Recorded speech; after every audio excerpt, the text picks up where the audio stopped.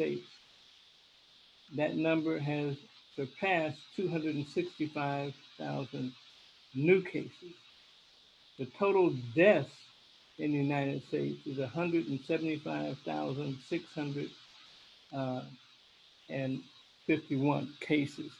So this disease continues to ravage. We know that lately, much to what we didn't think before, that this disease has affected children, young toddlers and younger infants, adolescents. And we know that it has affected the 20-somethings, the 30-somethings, and the 40-somethings. We all knew it was affecting the old people. So it's affecting all of these areas of our society. And it tends to affect people of color more. I'm going to introduce our first speaker, who's going to be Dr. Walter Faget. Dr. Walter Faget, the floor is yours, sir. Are you able to share your screen? Or if not, I send it to both Michelle and Simon.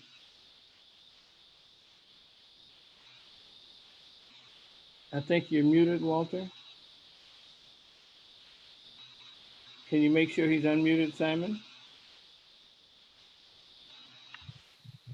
I sent him the request to unmute. Dr. Faget, can you hear us? You have to respond to the request to unmute.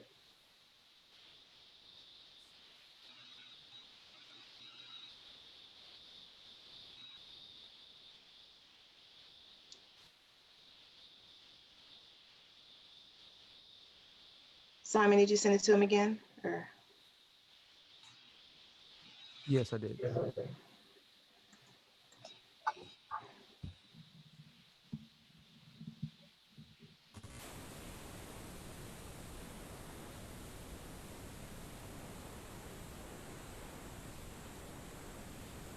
want to give your commercial break for a moment. I'm going to send him a message. Can somebody put a sign up for him to unmute?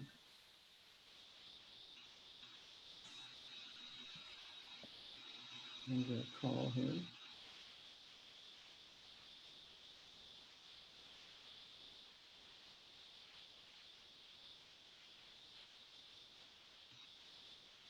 Michelle, why don't you give your proud member of Black Health Trust in the meantime? I'm a proud member of the Black Health Trust. If you go visit the website, there are some details about the benefits of membership at this time. We're exploring additional benefits as well, but we are a new organization, and so pulling all of that together. Judy, would you like to comment on any membership or steering committee insights? Hi, yes, sure, I'll be glad to. Hello, everyone. Our mission at the Black Health Trust, and I'm a proud member of the Black Health Trust family as well, we're grateful for the many health professionals who have donated their time to this dynamic program, giving us up-to-date vetted information so that ourselves and our families can be safe and well during this pandemic. And so these Sunday programs have become very important to me and my learning process, and I hope they have been to you. We have started the process to become a 501c3 organization, and we're seeking funding from various sources, and we're also asking for your kind donations to assist us in the cost that it takes to put on these programs. And we have a number of people who have become a part of our steering committee, and we're beginning to form our board so that we can truly do a great job in getting this information out. So if you would please go to the blackhealthtrust.org website, and you will see a button there, and we ask for your kind donations so that we can continue to work. Thank you so much.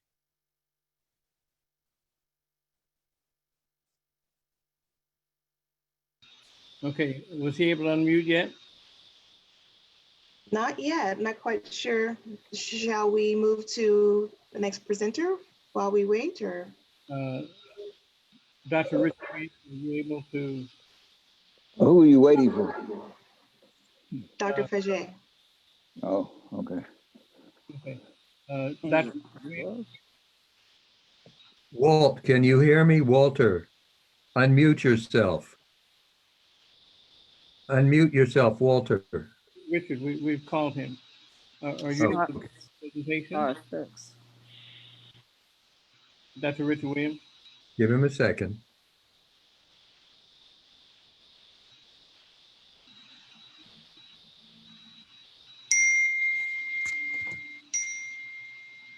We apologize for the delay, folks. It's a little technical issue here. Well, we can mention the benefits of Legal Shield and all of our other fund gifting programs. Let's see. Okay. Let's go with Dr. Jordan, are you on?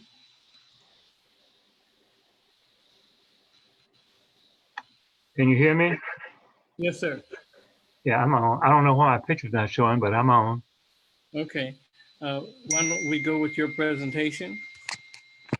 I've introduced you already, distinguished professor of infectious diseases. No problem. First, sort of an oasis update. We've been seeing patients, mostly telemedicine, but we have our patients coming in to have their labs drawn. And with each patient who comes in to get their lab, we're doing both the oral swab, the nasal, mouth, and blood tests. To my surprise so far, 11 of our patients have tested IgG positive who have been totally asymptomatic. They were not aware that they've had anything at all. We've had 2 patients who have had COVID. One was hospitalized. Neither had to be in the ICU. I personally think that there's something in some of the HIV medicine that may be offering some protection, because I'm quite impressed with the number of patients that we've had who are still asymptomatic but who have tested positive. What we're going to do is repeat those persons' blood tests in 6 months to see if they keep their immunity, since there's so much debate about whether or not you keep your immunity once you have had COVID or not. So we have a group of patients that we're going to do an observational study on about this. Still in this county, 75% of the people who are in the ICU from COVID are Latino. And it's not because of an ethnic thing, this is environmental. I've been asking my patients, are you homeless? I don't have any homeless patients that are Latino. But when I asked the next question, which was a surprise, how many people sleep in the same room you do? I've gotten up to as many as 11. With one patient, I said, can I go home with you? Because I cannot imagine 11 people sleeping in one room. And I did. And there were 11. There was not 1 square inch of floor space. So I don't know how to be correct. I'm just going to say, I think whoever is the last one to sleep, 2 of y'all need to sleep in the kitchen and 2 in the hallway. This is just too many people in one room. And I can't take anybody home, but I think we don't appreciate the living conditions that some people have to live in. And so we started just asking our patients, and I am totally surprised to the number where there may be a husband, wife, 2 or 3 kids sleeping in one room with not really a kitchen, more of a hot plate and other things. Those kind of environments, it's hard to say, keep a 6 feet distance. Those kind of environments, it's hard to say, have a laptop and we can teach you at home. I think we have to look at where a lot of our patients are, and they're not in a middle class environment where having your kid in his own room being taught virtually makes any sense at all. Those are still problems. This is a virus. We call it a virus. It's more like a chemical thing. It likes sugar. So if you are exposed to it, and you know you have diabetes, and you know you're not keeping your blood sugar control, that is just a bad situation.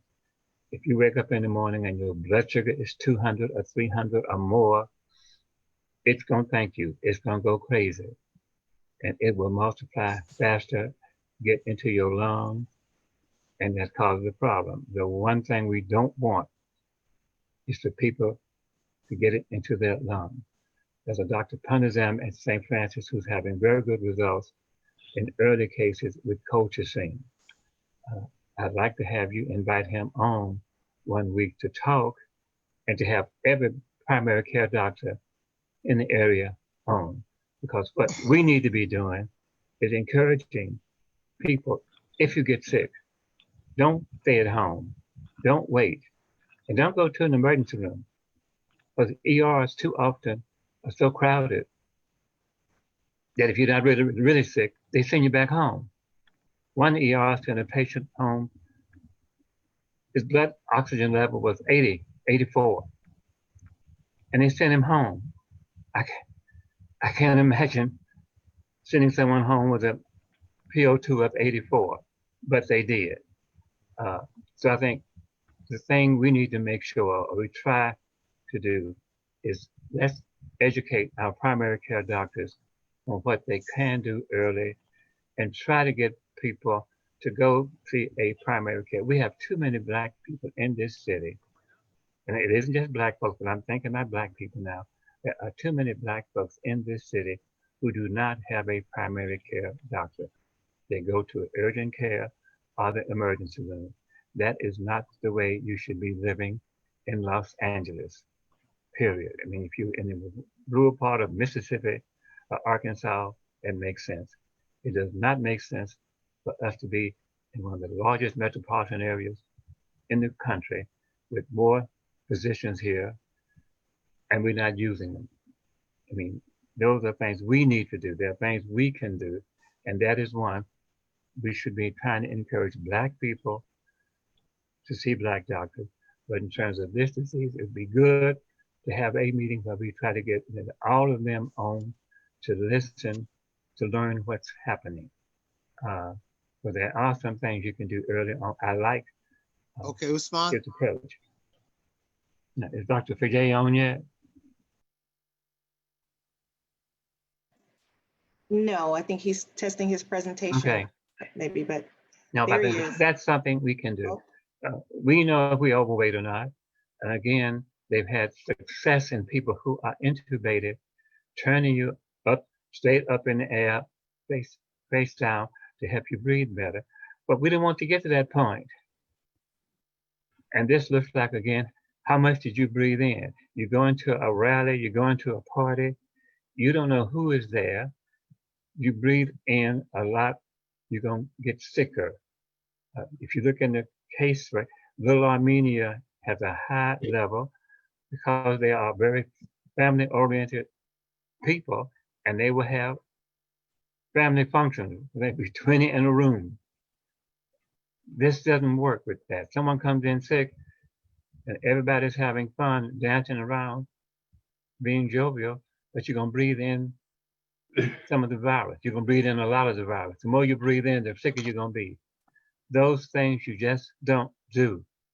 We have to learn how to put a hold on some of our traditions.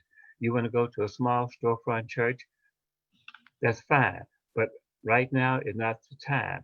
Not because of my religious belief, but you go to a small church and everybody in there dancing. All you need is one person to come in with the virus. You can't look at someone and tell. If you're going to stand at the door and take everybody's temperature, that may be one thing. But we have to do some things ourselves. Us. We can't rely on public health. We can't rely on the mayor. There are things we have to do. And those are things that's important. You know, you're 185 pounds overweight. Try losing some. There is no reason to be 185 pounds overweight. There is no reason, period. I mean, those are things we need to be doing to make ourselves healthier. We should want to be healthier, period, not because of COVID, but because ourselves. We want to enjoy life. We Okay. witnessed the funeral of Mr. Lewis, who probably got beat up more than any of us.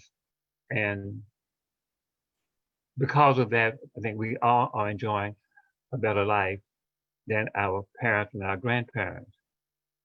But I think we owe it to ourselves to try to be as healthy as possible so we can really live a healthy life and our kids can live a healthy life. Can you all hear me? Because my screen is doing all kinds of things. Yes, we can hear you. Yes. Okay.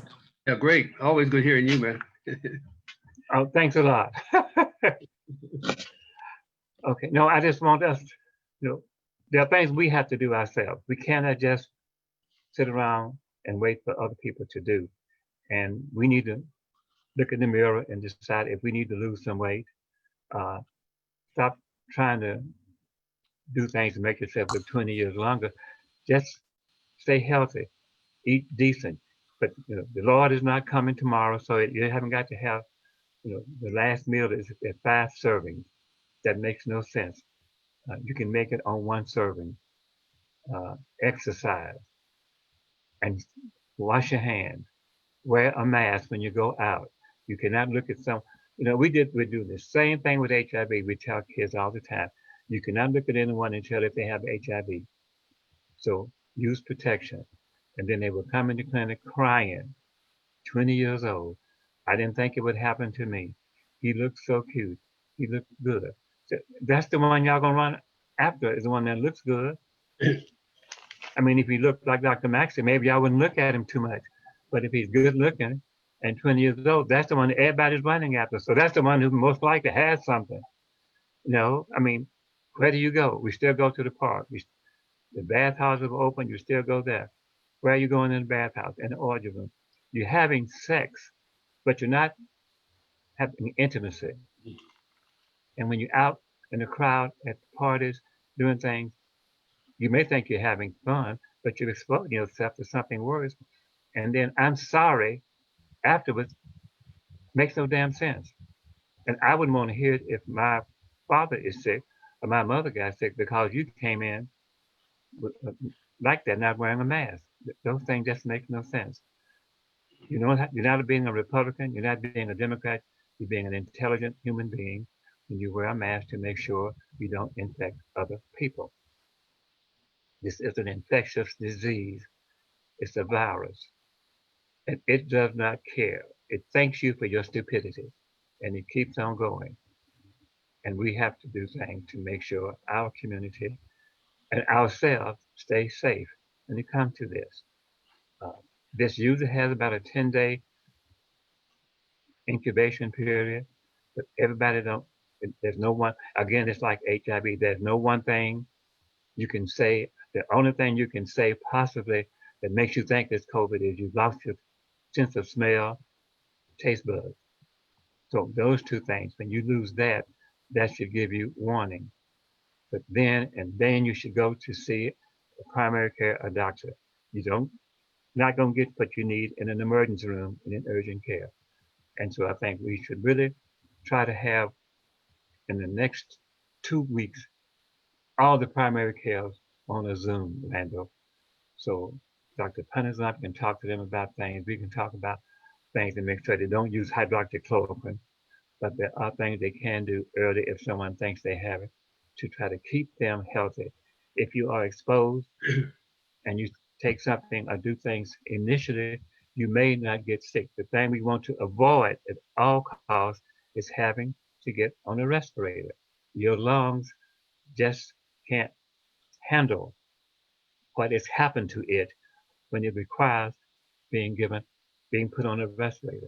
And Dr. Panizam is probably the best doctor I've heard explain his use for chloroquine, and I like his explanation. Again, but I think, and this is something that would be great to have all the primaries hear about, know about, think about, but I want to have us try to get our physicians to be on the front line and to have our community not staying at home waiting It is so frustrating when you get people come in, and again, it's the exact same thing as with HIV. You've had this for 10 years. Why you wait all this time? You've been sick at home for 3 weeks, and now you finally come in, can't breathe, have it to come in.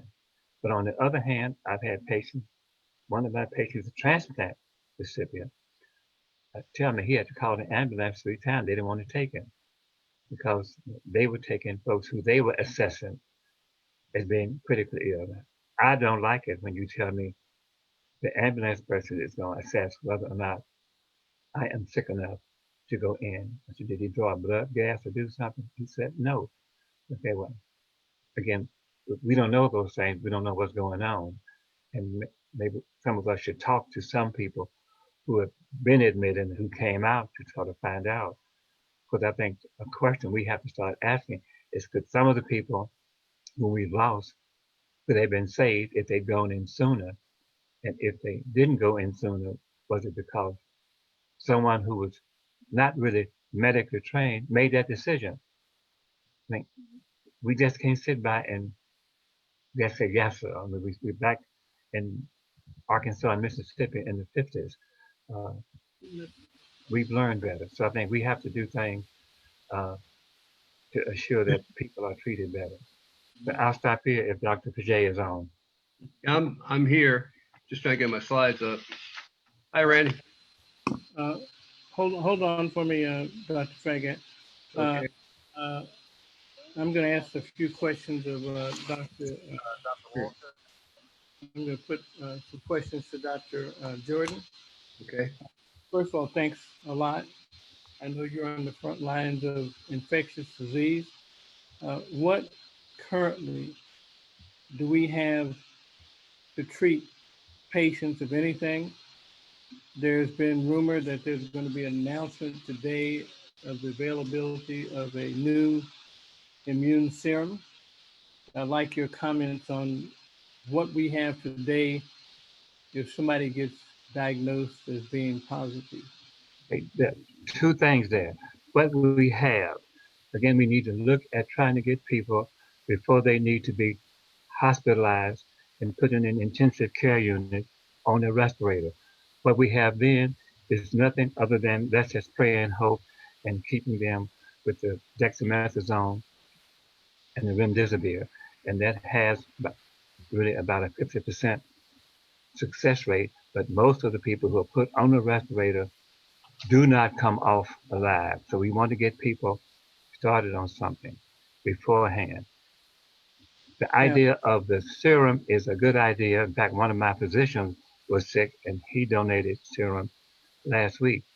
That means your serum has antibodies and you want to take that, spin it down, process it, and take that and give to someone else who is sick. You're not going to have enough to treat everyone who comes in sick. And the question there, of course, is, do I give it to the person who is in the intensive care unit, in the hospital, or in the doctor's office with symptoms beforehand? And we definitely do not have enough for all of those, but to really have the best answer, you need to study those three groups to see where does it work best. We're trying to do things fast track without studying, and we're coming up with anecdotal information because of it. The only way we're going to know for sure is when we are able to finally study these things to sort of see if it's better in one place or the other. Things we can be studying is what do they have in different hospitals? Do all the hospitals have remdesivir? All of them do not. So if we know one hospital doesn't have it, then we need to make sure our patients know, go to hospital A, they do have it, because hospital B does it. And whatever benefit it can't be at all if the hospital doesn't even have it to give to you. So we need to find out which hospitals have it and in what supply.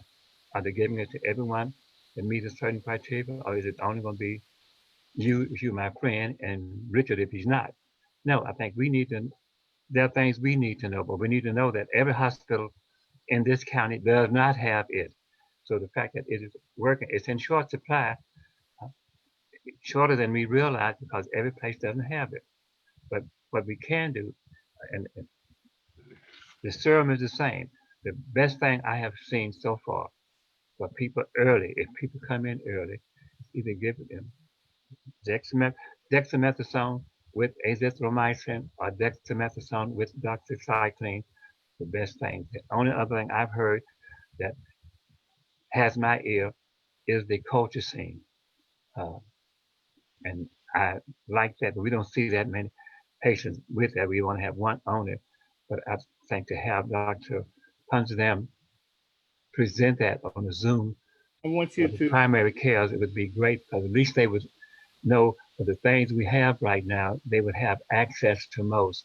The only thing they won't would be the serum because the serum, again, is going to be something that is in the hospital have, and only a few will have it. Only a few are taking blood, spinning it down, doing it. It's like making zoster immune globulin, and we've all used that in the past. That's not the easiest thing to come by. So taking someone's serum, one, the patient has recovered, all of them are not going to give their serum. Of those that will, are we buying it? How's it being processed? I know one place here in the county that does, I consider, a good job. But we don't just want anyone trying to do some makeshift stuff in their home. That's why at this point we've had enough time to look at things. So should we be trying to look at the serum? Yes, I think we should. let me Should ask, we be trying to identify where we need to have people go to make donations of a unit of blood so they can do? I think we need to be doing that as well. Now, I Dr. won't Jordan, call out any hospital name here on thing, but I think I talked to you one-on-one. I think there are some hospitals we need to be trying to get to see if they can do it to treat patients when they first come in. Dr. Jordan, Dr. Jordan, Yes. Uh-huh. a couple of quick questions, and Michelle, let me know if there are any questions in the chat box. But in my understanding, part of the problem with the acute respiratory distress syndrome is that it is an overwhelming hyperimmune response to the virus. And the reason that dexamethasone, which is a form of a steroid, it helps to break that cycle. Uh, is my understanding correct? And could you also just spend a couple of seconds on what the colchicine does? Yeah. The dexamethasone also basically makes your body push all of its lymphocytes, white cells, into the bloodstream to attack the virus better. The colchicine helps your body to downregulate because when someone is sick, this virus makes your body have a greater demand for oxygen than it is capable of doing, even with a O2, with a respirator, etc. The colchicine sort of helps to downgrade that, and you don't need to have as much oxygen. But again, the person I know who knows the best about that is this doctor, and I would rather have him really speak to a lot of us about that. But I think at this point in time, we are at the point this is going to become, or this is a chronic disease. I don't think we're going to see it go away, and it's going to be a while before there is an effective vaccination. In fact, that's another topic for conversation on a Sunday. Are you going to just take the first vaccination? How do you know the vaccination works?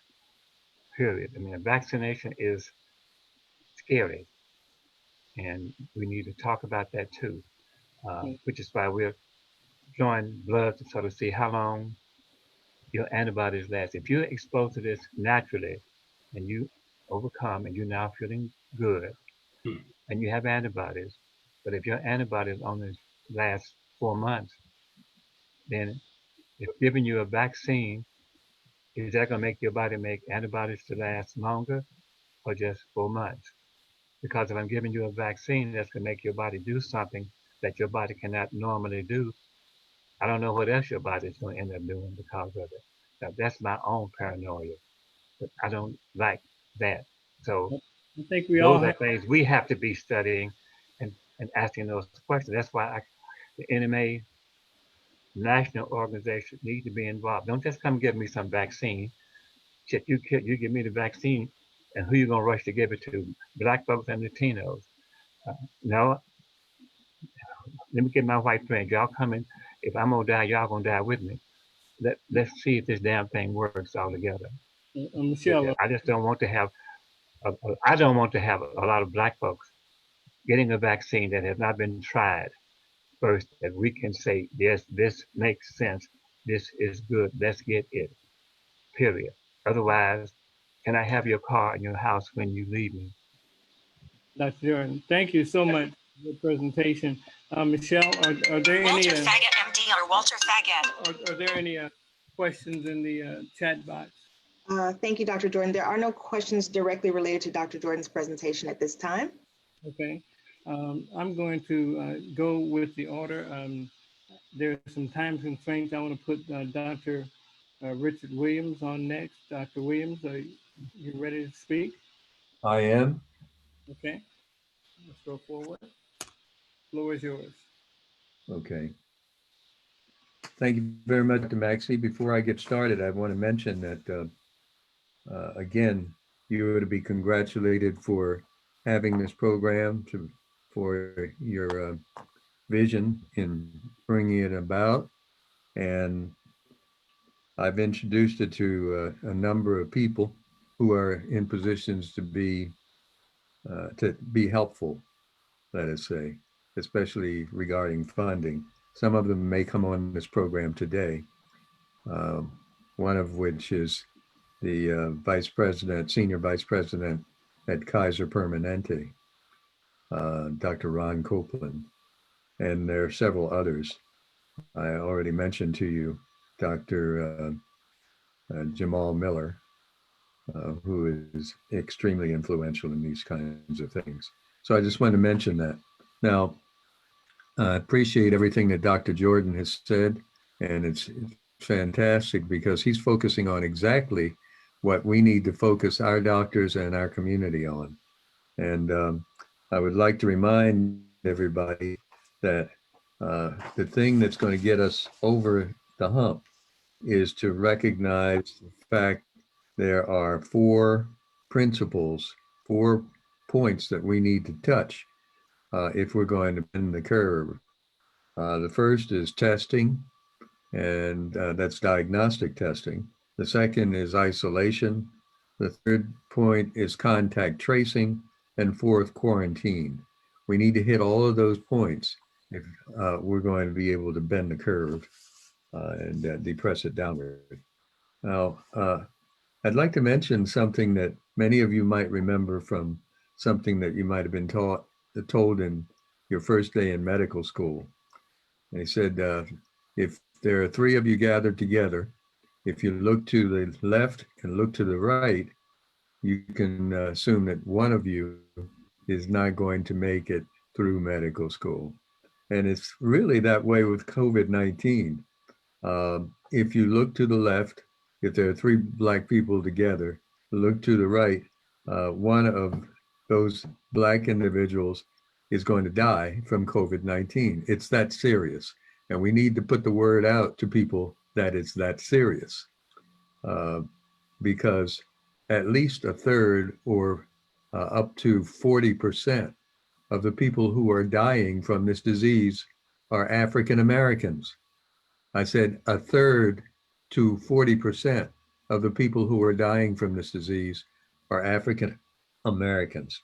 Now, I'm going to give a very short slide presentation, which will first focus on the basic elements of COVID-19, but then we'll segue into talking about things that have to do with how it impacts disproportionately on the Black community.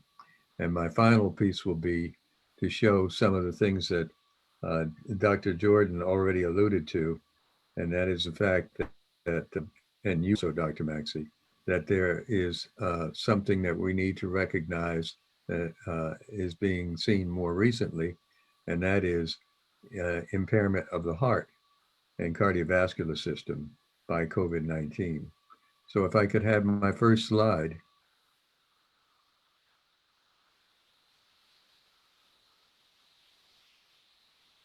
Can you all hear me? Yes, we can hear you. Yes, we can hear you. Yes. Okay. I You believe have- Simon is controlling your slide. I'm sorry? I believe Simon is going to share your slide for you. Okay. Okay. That's a beautiful background that you've got there. Are you in? I'm that? wherever you need me to be. That's Whatever palm tree speaks to you. okay. Well, Yeah, I was informed that he would be sharing your slide for you, so I was anticipating that. is there anything that I need to do to bring the slides up? If you've got it on your desktop, I would say go ahead and share your screen. I do not. There. Looks like he's sharing it now. Okay. There we go. All right. Could you focus on slide number 1, which is biology? The very first slide. Going the wrong direction. Wow. Scroll. There you go. Okay. The biology, pathophysiology, and epidemiology of COVID-19, or what some people call SARS-CoV-2, and its disproportionate impact on communities of color. That's my basic theme this morning, and I'm going to talk about that real fast and answer any questions that you might have about that. Could I have the next slide, please? I have no disclosures. Next slide. Go back. No, you're.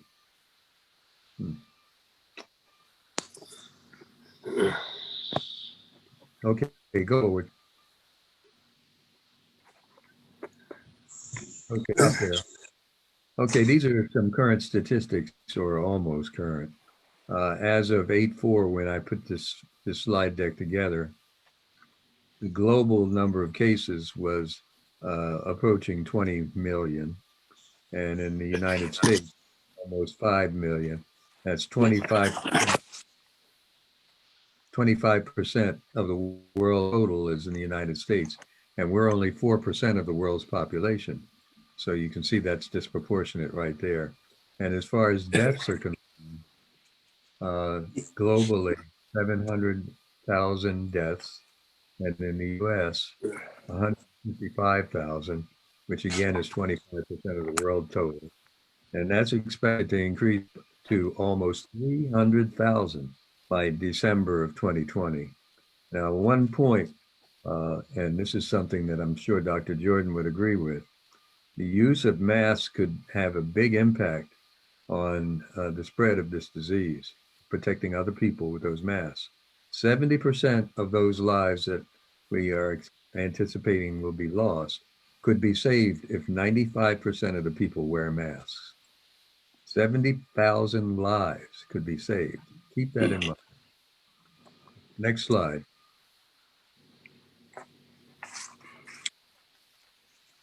Next. I'm sorry, Dr. Fajre, could you please mute your device? Sure. Thank you. And slide. unmute it when it's your time. Next slide, please.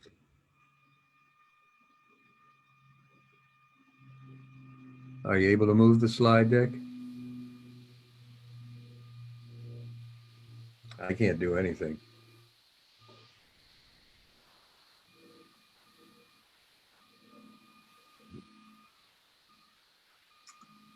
Still waiting for the next slide.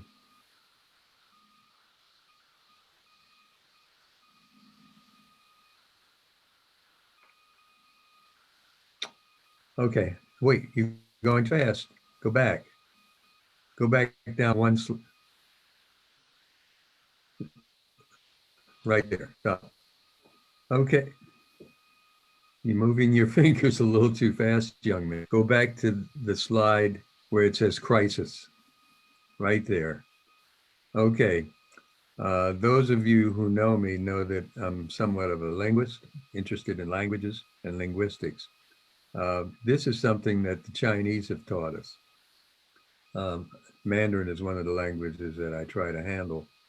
And in Mandarin, the word crisis or weiji is translated into two words. One is danger and the other is opportunity.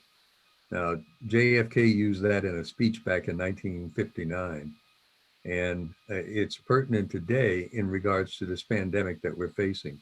The pandemic and pandemics of not only COVID-19, but racism are indeed a crisis. But that crisis not only represents a danger to us, which we're trying to handle, but it gives us the opportunity to do a number of other things. Because COVID-19 has unmasked a number of things that we need to deal with. And so in a way, it's not only a curse, but also a blessing. Keep going. Next slide. Okay, this is not doing what I wanted to do, but that's just a picture of COVID-19. Hold on. Hold it. Point out that those little things that are peeking out from the ball are what are called the spike proteins. And I'm not going to go a great deal into the physiology of all of this, but that's where a lot of emphasis is being placed now in the development of vaccines. The spike proteins, next slide, allow COVID-19 to actually enter the cell. Keep going, one more. Other slide. Okay, stop. So that shows how COVID-19 enters the cell. And Randall, you see the interaction there, the anti-ACE2 antibodies and all of those things that we've talked about before in regards to their importance in this whole scenario. But the main thing I wanted to point to was the spike or S proteins on the surface of the virus. And keep going.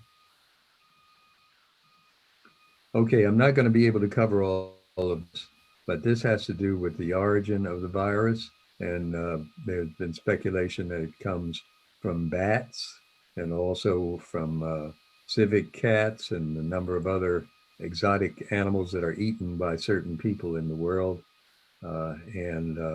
So that zoonotic origin is something that we need to consider. Next slide. This is a mode of transmission. As you can see, it's very easily transmissible through cough, breathing, and tends to increase in great and quick proportions. Next, please. All right. Now, you may not be able to see this very well, but this talks about comorbidities of COVID-19 patients. And I'm getting to the point, that's great, getting to the point of trying to show the involvement of the cardiovascular system, which is something that we haven't concentrated on much before. Up to this point, it's been pretty much assumed that the main impact of COVID-19 is respiratory. It does hit the respiratory system, and in many cases, that's the mode of death. We see patients with ARDS succumbing to COVID-19. However, more recently, we recognize the fact that many of the individuals who have cardiovascular disease develop and die from COVID-19. And in fact, it's estimated that up to 60% of the deaths involve cardiovascular problems. In this slide, you can see that hypertension is the comorbidity in COVID-19 patients in 57%, obesity 42%, diabetes, which is actually a cardiovascular disease, 34%, and so forth. And respiratory disease is way down the line at 17%. So we need to put our emphasis where it is necessary. Next, please. again, we keep going. We're going to skip some of the things such as the symptoms, except to say that this is an older slide which did not identify some of the newer, more recently recognized symptoms, such as loss of taste, smell, or dysgeusia, etc. And also some of the cardiovascular symptoms, which I'm going to come to in a moment. Next, please. Keep going. We'll pass by the diagnostic aspect of it for right now. And Dr. Jordan already told you about how to protect yourself. And that's one of the most important messages that there is. Keep going.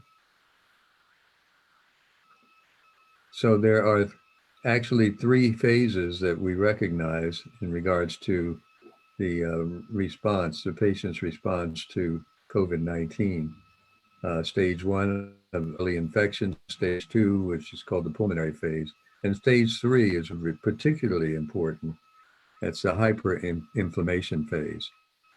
And that's where we're seeing a lot of people dying with the ARDS and septic shock, cardiac failure, and where many of the patients are placed on ventilators, and that's been found not to be the best choice to be made for these individuals.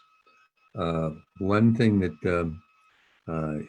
you may see down here under potential therapies is remdesivir, which is certainly a potential therapy, but also chloroquine and hydroxychloroquine are mentioned on the slide.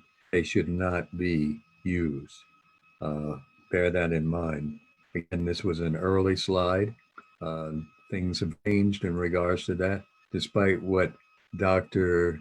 Stella Emanuel has been preaching down in Houston. Don't take those drugs and don't prescribe them. And also azithromycin. Next, please. Amen to that. Okay. Now, I won't go into the age situation except for the fact we're finding a change, aren't we, Wilbert, in regards to the mortality by age.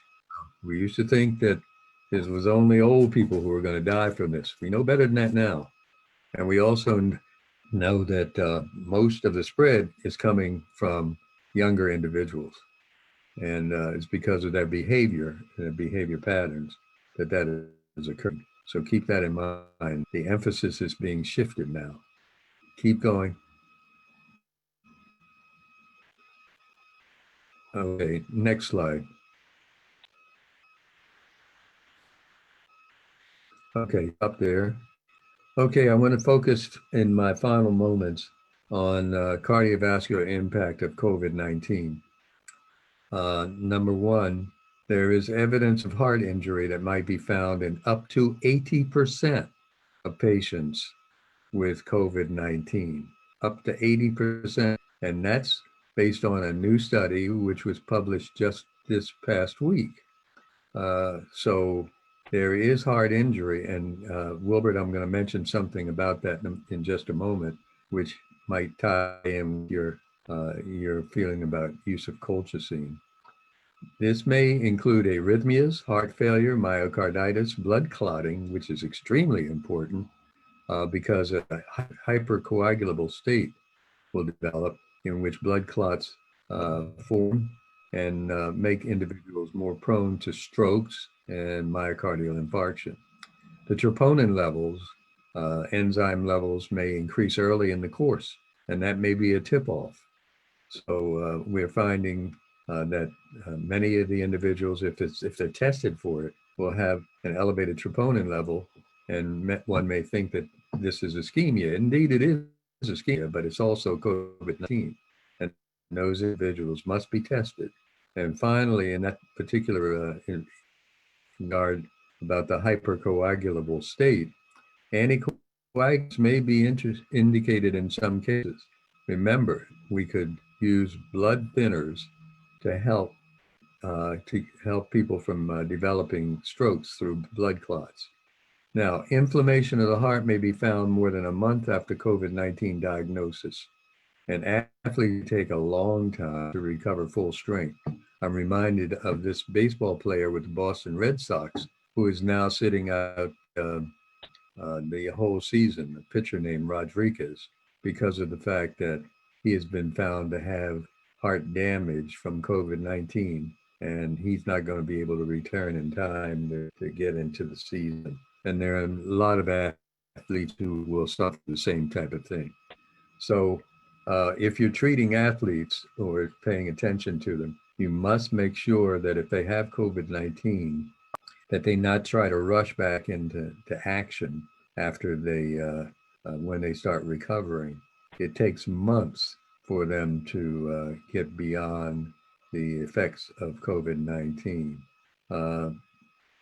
Richard, Wilbur, I think people need to realize that slide is so important.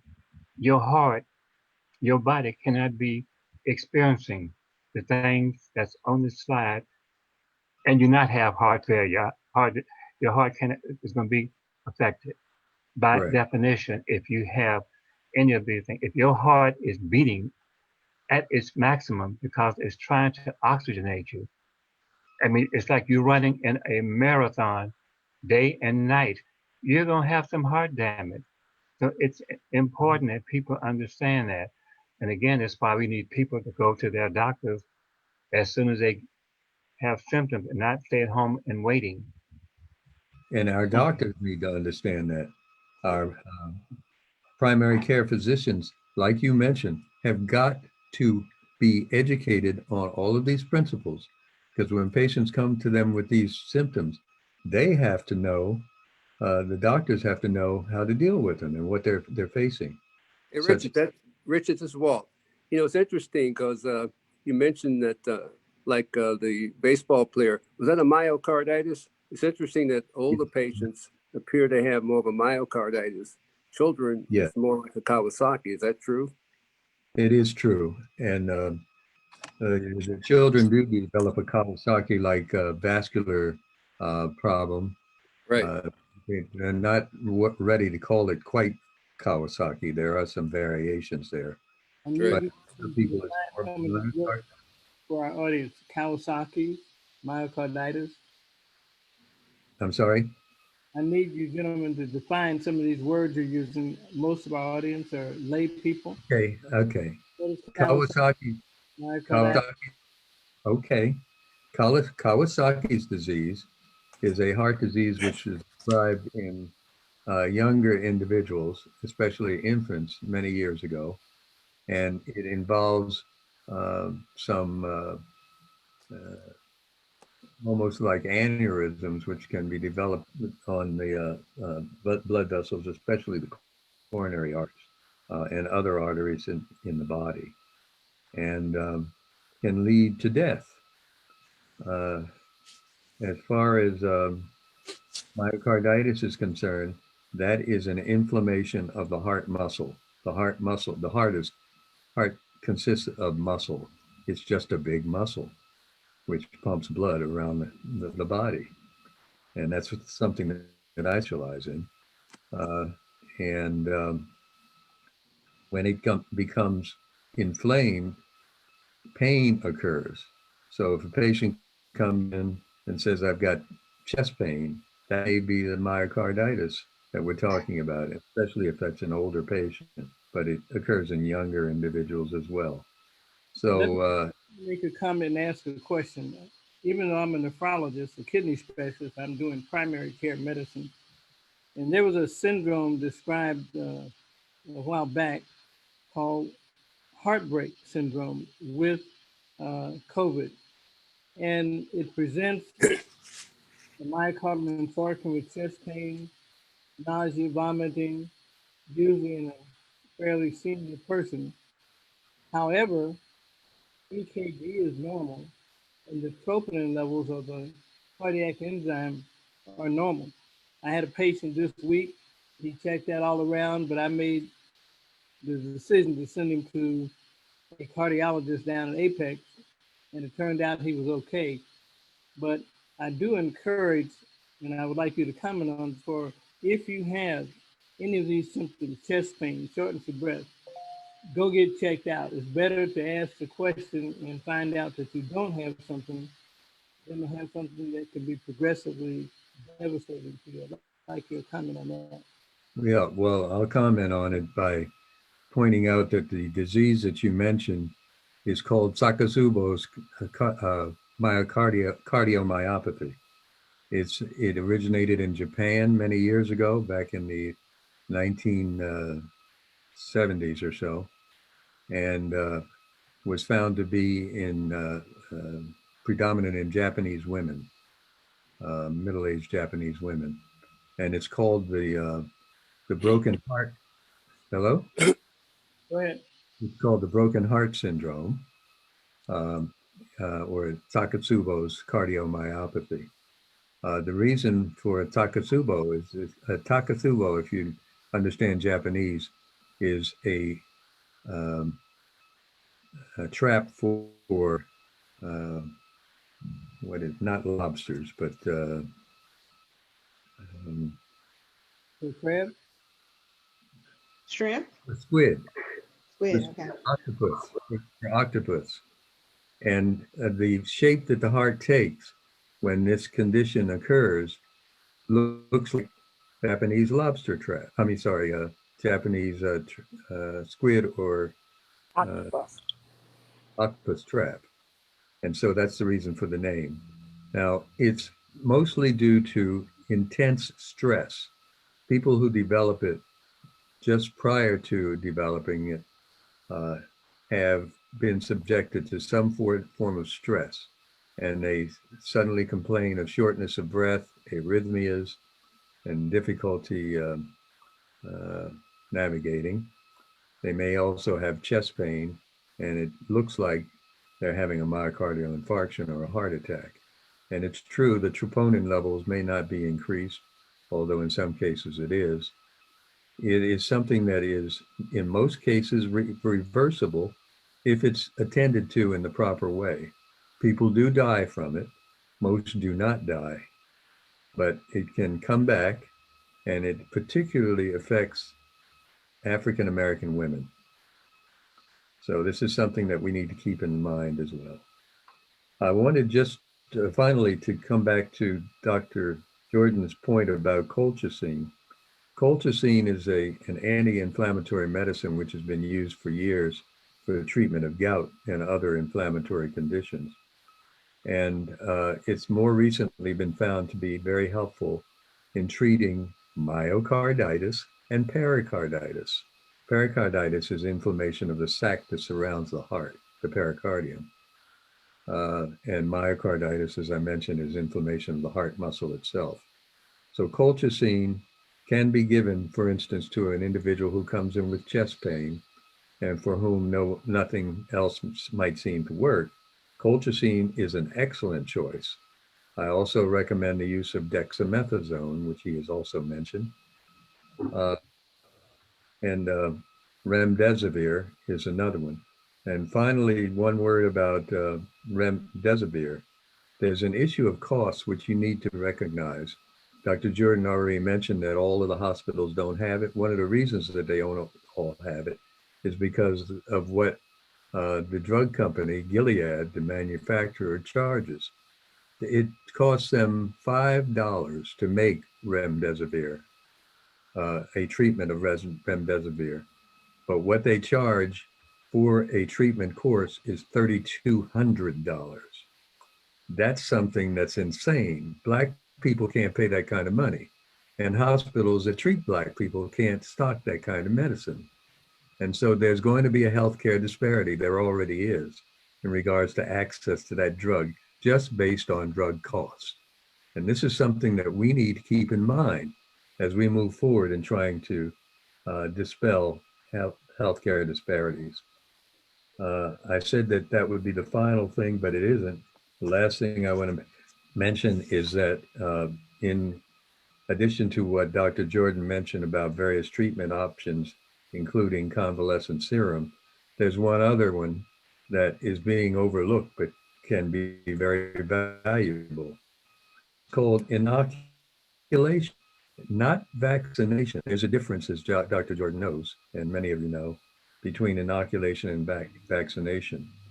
And there is a historical precedent for this, especially among us as Black people, because inoculation was discovered by a slave named Onesimus in Boston in 1763, when his master, Cotton Mather, asked him to help him think of some cure for the smallpox epidemic that was going on at that city, in that city at that time. And he told Cotton Mather, well, what we did in Africa was to take a little pus out of a cow that had cowpox and inject it under the skin of an individual who either we wanted to protect or had smallpox, and either the individual would be cured or prevented from developing smallpox. So Cotton Mather used that technique along with Dr. Zabdiel Boylston in Boston, and cured a number of people and saved a number of lives in Boston. So that was something, that inoculation technique was developed by a Black man way back in the 1700s, and it's not been recognized as being his invention. We attribute the invention of inoculation to a white man, and I'm not even going to call his name because he doesn't deserve to be credited with that. So keep in mind that we keep getting ripped off in history regarding the things that we're attempting to do. We no longer can afford to do that because just as it was predicted back in the 18th century, these healthcare disparities are costing us our lives. And unless we get on top of it, nobody else is going to save us. We've got to do it ourselves. And I think what we're doing through the Black Health Trust is a good start. Thank you very much. Thank you, Dr. Williams. One or two questions. I spoke with a associate of mine in Florida, and she mentioned that one of her friends was a surgeon, and he was doing an operation later that day for coronary artery disease. And he's suggesting that there's an increase in atherosclerosis or fat plaques, cholesterol plaques in coronary arteries with COVID. And that also, as you mentioned before, can potentiate myocardial infarction. But I want you to double comment on that with what Dr.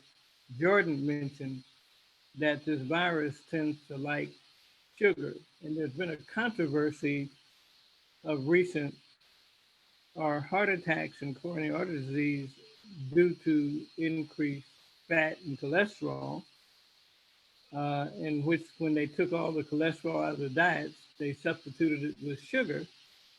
And we know that sugar has deleterious effects. I'd like you to comment on sugar, cholesterol, and heart attacks and survival. Well, I'm going to bring it all down to one common pathway, as they used to say in medical school. Things tend to go down a final common pathway. So if you bring the cholesterol and the sugar into the picture and try to see how they fit into the overall, in the causation of what we're seeing, you finally wind up coming to the conclusion that there is inflammation which is occurring. And I talked about this on one of your previous programs. Inflammation is the root of all evil in regards to disease, no matter where it is in the body. It is inflammation which is our enemy and which we have to fight. And Dr. Jordan and I discussed that on one of your previous programs.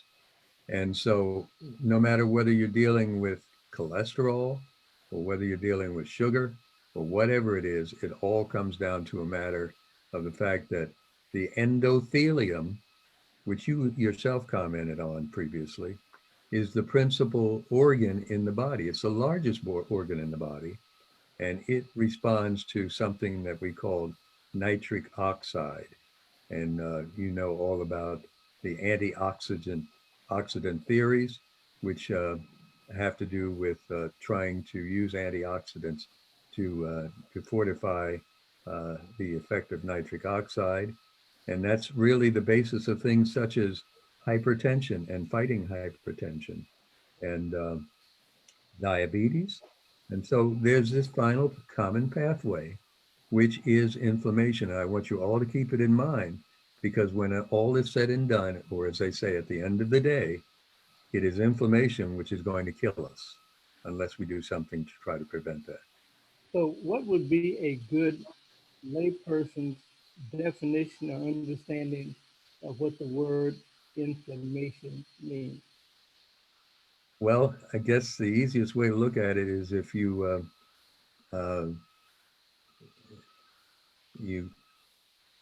either cut yourself or get an infection in some way on your finger, let's say, and it's not treated, that finger becomes inflamed.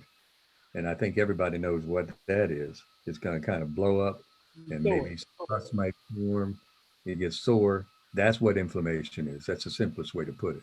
Now, just imagine that occurring throughout your body in your blood vessels, because the endothelium, which gets inflamed, is the inner coating of all of the blood vessels in the body. And there are miles and miles and miles of blood vessels. So if you can conceive of that, that's what's going to kill people and what is killing people from COVID-19 and everything else. While Michelle is looking to see if there are any questions in the chat box, I'm going to ask one more. Many of us a number of years ago started taking aspirin, 81 milligrams, with the thought that it was acting as a blood thinner. Now, we know it also has some effects on colon cancer in terms of avoiding that. But in light of hypercoagulability described in COVID, the fact that people are having stroke, what do you advise during this kind of hazard? Should we all take 81 milligrams of aspirin, and who should take it? I think somebody needs to mute their background. So you're asking me whether they should still take 81 milligrams of aspirin, the baby aspirin? Yes. Okay, let me first say that aspirin is, if I were asked to be on a desert island and I needed a few drugs to have with me, 2 or 3 drugs, aspirin would be one of those drugs. It is truly a wonder drug. Now, having said that, we have to realize that with the wonders come perhaps a downside in regards to adverse effects that can occur. Aspirin can cause bleeding, first of all. Even though it is an inflammation fighter, it is also something that can cause and stir up bleeding and injury to cells. It is not necessarily to be considered an anticoagulant. It is an antiplatelet drug. It keeps platelets from adhering to the endothelium and causing clots to form. That's its mechanism of action. And if you give too much aspirin, that actually precipitates clotting. So that's the reason we don't use adult aspirin. If you give adult aspirins to someone to try to prevent clotting, you actually may precipitate it because it's an overkill, so to speak. The cascade of anticoagulation is adversely affected by too much aspirin. So in any event, the question is now coming up as to whether we should continue to use it. And the current wisdom is that, yes, it should continue to be used. However, in older individuals, there is more of a risk of stroke from hemorrhage in the brain than a benefit from prevention of myocardial infarction due to its antiplatelet effects.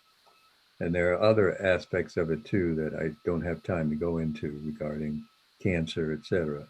It certainly has proved to be helpful in regards to preventing colon cancer.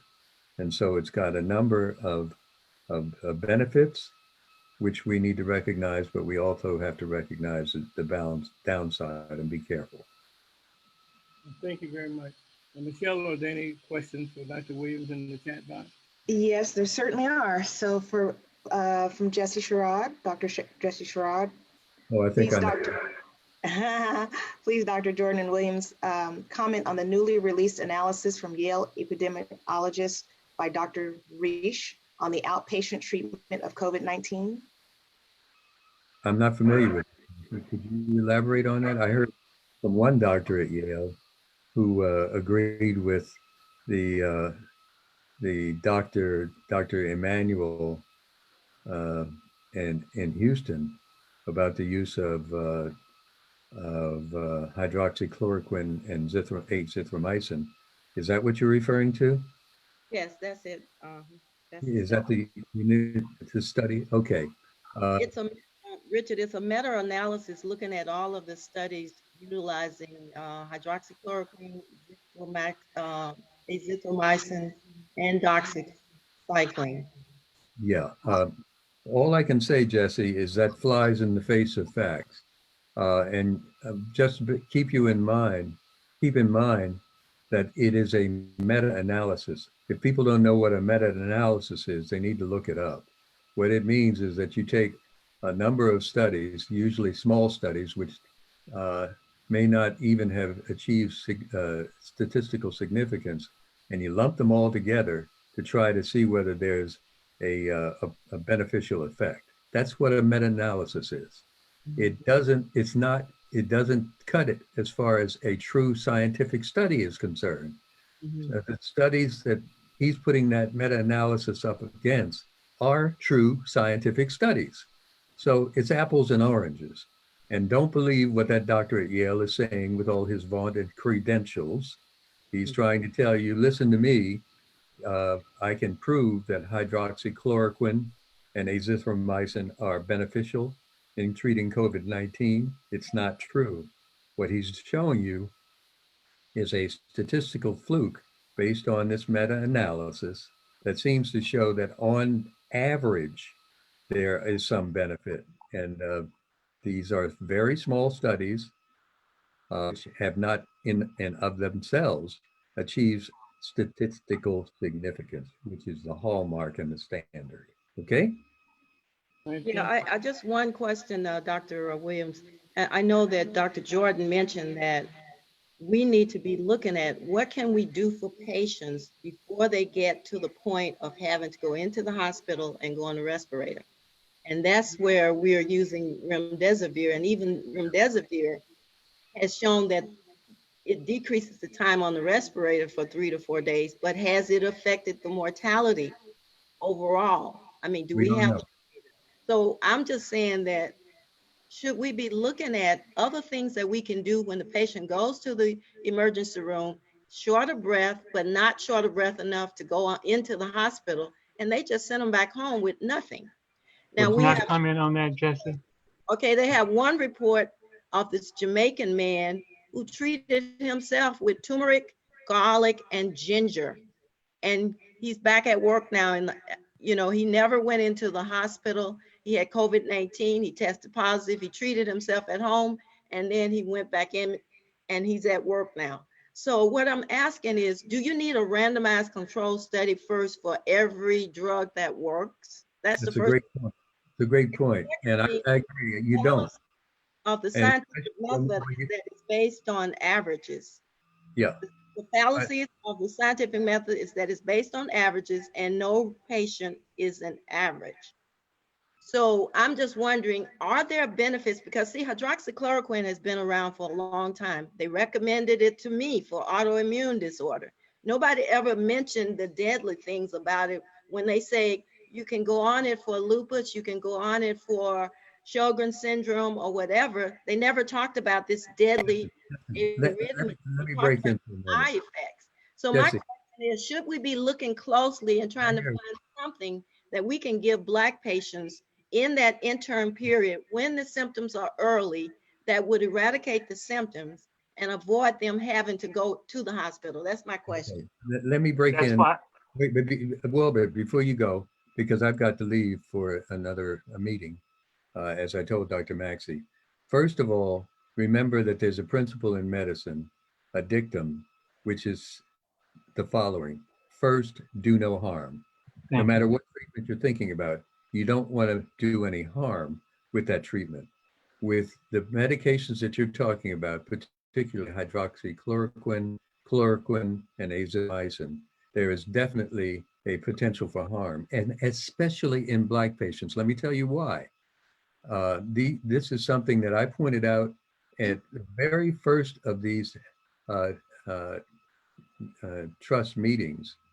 And Dr. Maxey remembers that I mentioned that back in the Korean War, when Black soldiers were fighting in Korea and developing malaria, that chloroquine and hydroxychloroquine were given them because they're great anti-malarial drugs.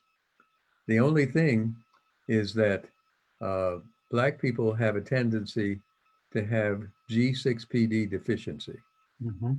And in that regard, they are prone to develop hemolytic anemia. Many Black soldiers died as a result of being administered that medication. That is something that has not been stressed. That is definitely a part of the history of the use of hydroxychloroquine and chloroquine especially. And people are not making a point of that. These are Black people that we're talking about. The other point that I want to make is in regards to the zithromycin, Zithromax, great drug for upper respiratory infections, as Wilbert knows. But one of the things is that when people have a tendency to have a cardiac condition called prolonged QT syndrome, when their QT syndrome is long, they can develop what's called R-on-T phenomenon on their electrocardiograms, develop ventricular tachycardia and ventricular fibrillation, and die from sudden cardiac arrest. That has happened. And guess what? 14% of the Black population have this gene for long QT syndromes, which makes them prone to this medication's ill effects. These are things that you're not going to read about in the white literature, okay? Because they don't care about you. They have not researched this like I have. So trust me, hopefully, rather than this guy at Yale. This also is one of the effects that when you take narcotics, that affects the QT as well. I know Richard's got to go. Is there another one question for him in the box, Michelle? Michelle?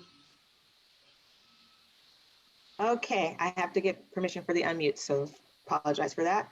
What about the compassionate use request for remdesivir? Why don't we look at later? Is there a cardiovascular question in there about the heart? Then I want Richard to be able to go to his appointment. Yes. Remdesivir is only given in the hospital. Hold on, Wilbert. You want one about the heart? Just about the heart. Okay. Why would a heart rupture because of coronavirus? There was a story that an autopsy showed very little pneumonia, but the heart was ruptured. I don't know what that story was. It's very unusual for the heart to rupture. That means to break open and for blood to come flooding out. And I've not heard of that in association with COVID-19. Maybe somebody could give me some information. But thank you, Richard, for your astute presentation. I'm going to get back on schedule and go to Dr. Walt Faget. If you can stick around a while, Richard, for some of the questions that we're going to have, but appreciate it. Yeah. Dr. But I'll be Walt, back. Okay. Okay, can you hear me? Yes, sir. Okay.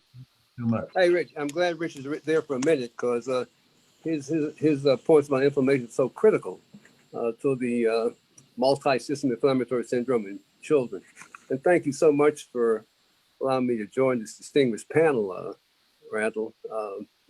As you've already given the numbers in terms of COVID, of those 5 million who have been infected, there are 4 million children. And again, there have not been that many deaths, but significant morbidity. As we know, Black families are affected more with COVID. It's said that Black patients, as well as Native Americans and Alaskan natives are hospitalized 5 times more than white patients. Hispanic patients is 4 times. Now, again, children of these families have similar kind of risk. And unlike what people say, children are not immune. I'm glad Jessie Sherrod's on the line so she can share with us some of her comments. But back in March of 2020 in the UK, they noticed quite a few children were really becoming sick with various kinds of problems. And they did a study from about 8 hospitals over there, and they found that there was significant association with COVID as well as SARS-2. There's a whole variety of levels of symptomology. So again, this is a very new study. It resulted in CDC calling a conference back in May 19. They had a webinar in which they started trying to define what was going on. Do you have that slide, or Randall, can you show that, or Simon, were you able to bring it up? Simon? Slide was that? Yeah, this is reporting, the one from CDC, reporting multisystem inflammatory syndrome in children. What it says is the patients with MIS-C have persistent fever, fatigue, and a variety of signs and symptoms, including multi-organ, cardiac, gastrointestinal, renal, hematological, dermatological, and neurologic involvement. And as Dr. Richard Williams has been telling us, elevated inflammatory markers is very, very prevalent with all these patients. But not all the children had the same signs and symptoms. And some children had symptoms that were not listed. And as Dr. Williams already said, as with I think it was Dr. Jordan, he said the patients had elevated IgG levels 4 weeks after they were infected. In this instance, it did appear that the children that were positive had been infected 4 weeks prior to the SARS-CoV-2 identification. Now, they could have been infected from asymptomatic contact, and in some cases, the child and the caregivers did not know where they got infected. But one of the key things was in the listing, a significant number of children did have Kawasaki's. That's why I was asking Dr. Williams about the difference between the older person with cardiac involvement and the young children. The Kawasaki is usually patients 1 to 5, and it does result in a aneurysm formation. Again, even with children, we know that there's elevated cholesterol. I think Dr. Williams will confirm that. And there appears to be some predisposition in those children who have that problem. Now, we as physicians were notified of this. Here in DC, we had about 30 patients at Children's Hospital. I talked with Dr. Corder as well as Dr. Young at Howard. And we are still trying to further identify some of those patients. But the Randall, I think what we can do is we have a lot of information we can send out to people. They can really download a lot of stuff from the CDC, the Health Advisory, Multisystem Inflammatory Syndrome in Children Associated with Coronavirus Disease would be the link you look at. It gives a lot of clinical information. Again, sometimes it's really a diagnosis of exclusion. The patient is presenting with fever and inflammation, with multi-system involvement, and it could not be a current exposure. But in terms of workup, we really are limited. Treatment consists primarily of supportive care and really care directed against the underlying inflammatory process. Fluid resuscitation, inotropic support, respiratory support, in rare cases, ECMO, extracorporeal membranous oxygenation. As Richard said in his talk, we found with children, only 32% of the children in England did have respiratory problems. So again, just reflecting, it is a multi-system. But the use of immunoglobulins and steroids have been useful, and sometimes anticoagulation or other inflammatory medications. There have been few reported deaths in the hospitalized patients. So the key thing I want to also, there's a report from Italy. They had I don't know if you know about this one, Richard, they had an outbreak of severe Kawasaki-like disease at the Italian epicenter. There's an observational cohort study in Lancet 2020. If Richard's still there, maybe he can confirm. The takeaway was that there were 30 times more cases of Kawasaki-like disease in those children as part of that problem. But I think for this, I just want to kind of, for any parents, non-medical folk, I had a nice slide which shows the importance of wearing a mask. Okay, that's one of the best things. The more we can prevent the disease in adults and the children and the families, it's clear that you will decrease the effect on children. But if the parents have children which seem to have fever, abdominal pain, vomiting, diarrhea, neck pain, rash, or bloodshot eyes, feeling extra tired, then they should call your doctor's nurse or clinic right away. Again, you don't want to run into the hospital or go to the ER unless you really have to. I think we mentioned that in the earlier discussion. And not all children have the same symptoms, but most parents, if they have this constellation, will indeed call us as a pediatrician or the family practice doc who really sees and gives more shots than we pediatricians do. Now, if indeed the child is having trouble breathing, has pain or pressure in the chest that does not go away, then that child you should take to the emergency room, okay? Just pick the child up and take them to the emergency room. And the other thing to look for would be bluish lips or face turn blue, severe abdominal pain. Again, remember, this is multi-system involvement. They can have diarrhea, stomach cramps.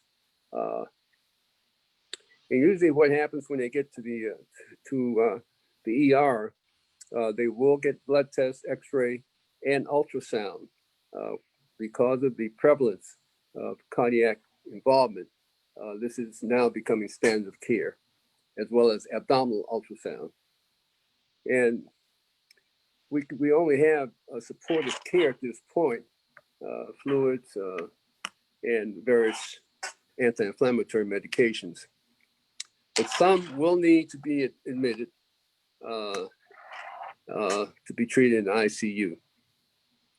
So again, the information I forwarded to you, Randall, is available to your audience. We can make, it's got some very good, this is one thing the CDC has done very well in terms of really good information.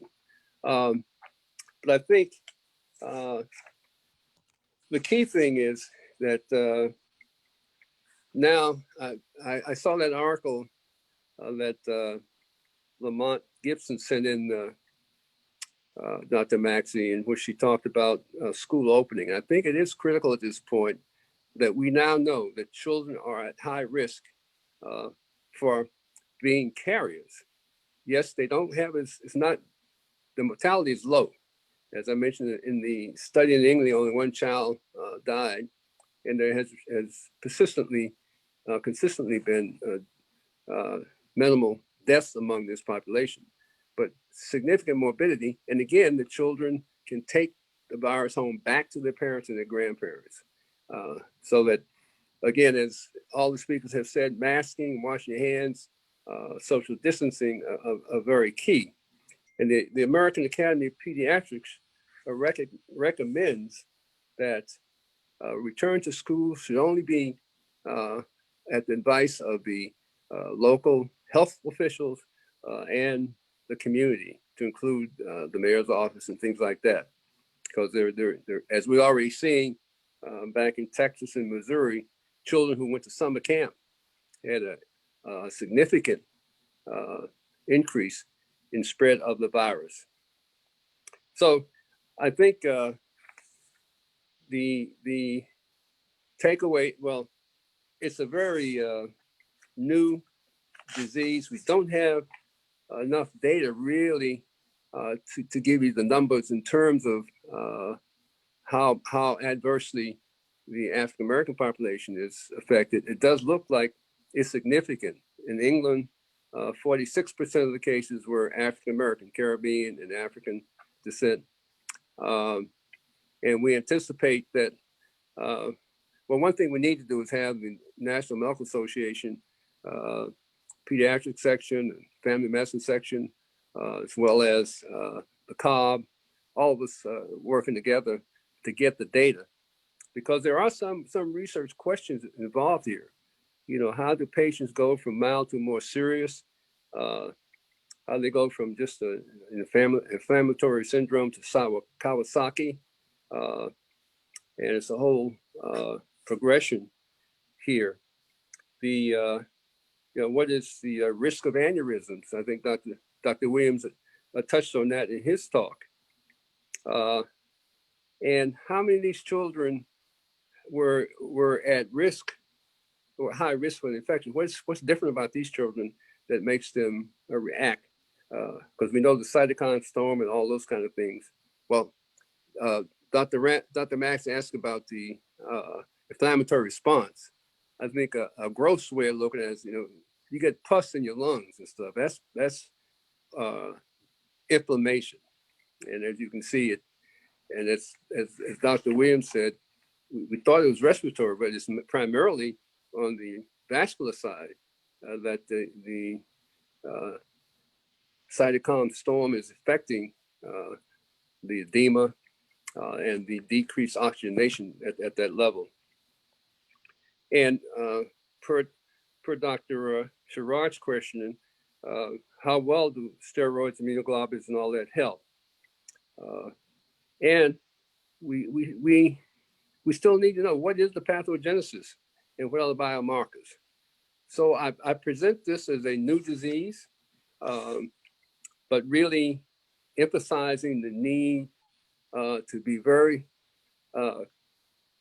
careful in how children are rushed back to school, because we know that our children really would be more at risk going to school. And in terms of these new pods and things, this homeschooling is going to put African American children even more at risk. So I thank you for this opportunity just to share this. I think I've raised more questions than I've answered, but I'm really anxious to hear the questions from all these experts on the on the panel. And thank you again for letting me share some of this. And you have the slides, so I hope you can forward it to your audience. Thank you so much, Dr. Fajay, for your presentation, and hope you can stick around for some of the questions. Michelle. Is Dr. Williams still around? I just want to hear any more comments on Kawasaki. He had to go. Hold on. Michelle, are there any questions in the chat box? Please unmute Michelle. Okay, thank you. So specifically, are there any medications currently being tested in children? And how do we distinguish COVID-19 in children, distinguish it from classical Kawasaki's disease? Correct. I have seen no reports of any clinical trials in children for COVID. Again, your vaccine clinical trials would be 18 and above. So I do not know of any. I don't know if anybody else on the panel, Dr. Jordan, infectious disease might know of any. And the other question was? Distinguishing between classical Kawasaki's disease and Well, COVID-19? In the study that was shared, there was, they included Kawasaki and things that were close, looked like Kawasaki lookalikes. I'll have to defer to the cardiologist relative to more definition of that. It's included among multi-system, but it's not the only type of. Again, it goes back to Dr. Williams' point of inflammation being the basic process. So it's multi-system. It does appear that the cardiovascular system is more at risk. I think he said 80% of cases of COVID problems are secondary to cardiovascular, which is, which fits. So Okay. Go ahead. So again, can I make a comment? Yes, sir. Go ahead, Dr. I think it's important, particularly for Kawasaki disease in any childhood, right. A parent needs to go through a pediatrician. Correct. A parent is not being a good parent when the first time you take your child to a doctor, you take them to an emergency room on urgent care. That is irresponsible, period. I don't give a damn what they think. You have to go. I don't care if it's 2 o'clock in the morning. Get your butt up and go to the doctor. I didn't ask you to have this child. You did. I hope you enjoyed him when you created him. So take him to the doctor now. But we're losing too many folks, kids, doing that. You're not going to diagnose Kawasaki disease in an emergency room. That is an extreme rarity. Right. That's something you need a cardiologist to do. Right. And you need to know where to find one beforehand. That's why I say, Randall, we need to get all the primary care on a virtual here, and we can have a discussion about that and other things. We need to be encouraging Black folks to go to a doctor, but we need to make sure the doctors that they go to know what the hell they're going to do if they come. Right, right. And Jordan, I fully agree. And let's say family practice docs take care of a lot of pediatric patients, but be clear. Sure. And they get more shots than we do. So, and we got to now include nurse practitioners. So family nurse practitioners are in the loop. Thanks. No, but it's very frustrating when someone comes in for the first time and the kid is very, very sick and no one knows nothing. He's had no baby shots. How could you be in LA? No baby shots. Does he have any allergies? I don't know. What the hell is going on? We see that. We see that again. This is like a repeat of HIV, except it's everyone rather than just certain segments of the population. But we see the same thing. We still see the same things coming 40 years later, and young men coming in having knowing nothing about anything. Period. And I think that's the problem. I mean, and I can't blame that on the man. If you are smart enough to know how to go to a park, pull your pants down, and let someone insert you, you should be smart enough to take your ass to a doctor. And I think, yeah, I agree. And it's so much of the parents need to know and do. And this is where having your own own health information available is very critical, as Dr. Jordan saying. Thanks.